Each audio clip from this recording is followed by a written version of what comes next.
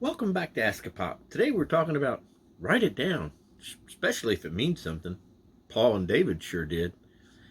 Growing up in the 70s and 80s, I was a bit of a conundrum to my teachers. Hey, no shouting out from the peanut gallery here. Because I'd goof off in class, but I'd still get pretty good grades. Sure, there were some subjects I did better at than others, but overall, my classroom behavior really didn't equal out to the same things that I got on the grade cards. I find myself drawing around and making goofy notes, and I could absolutely not remember what the teacher said, no matter how hard I tried. Come to find out there's a reason for it, and no, it wasn't just because I was hard headed. Once I married a teacher, I figured out what it was. There's different ways to learn. Who'd have thunk it? That made sense. Now, I wish I'd have just known that all the way back then. I've always had the ability to read something and then kind of get it straight in my mind, tell the story in my head, and then once I did that and figured out what it really meant, then bam, it's there for good. Now, it's not exactly 100% the way the book says it because I've retold it in my head, but then it's there for good.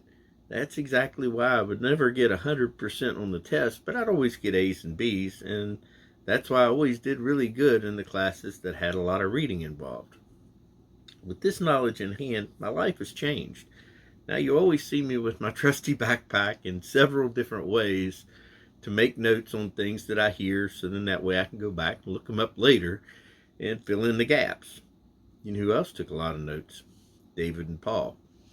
Now, thanks to that, we've got a lot of the Bible that we can thank to them. Paul knew that if he had preached a sermon, that maybe a couple hundred people would hear it.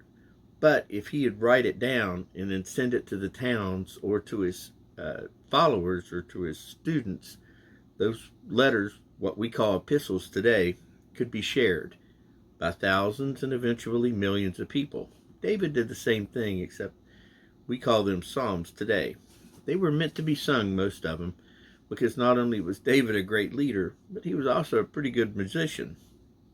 But back to filling in the gaps. In Jerusalem at their western wall, even today, people write notes and put them into the gaps and the cracks in the wall for God. For our Jewish cousins, that's as close as they're ever going to get to the temple. And that's the way that they can put in a prayer for God. Just some thoughts from a guy that's read quite a few things over the years. The Bible verses today are Psalm 119, verses 1 through 32, and Titus chapter 2. As far as questions go, what style of learning suits you best? Because I'm sure God will meet you there. God bless.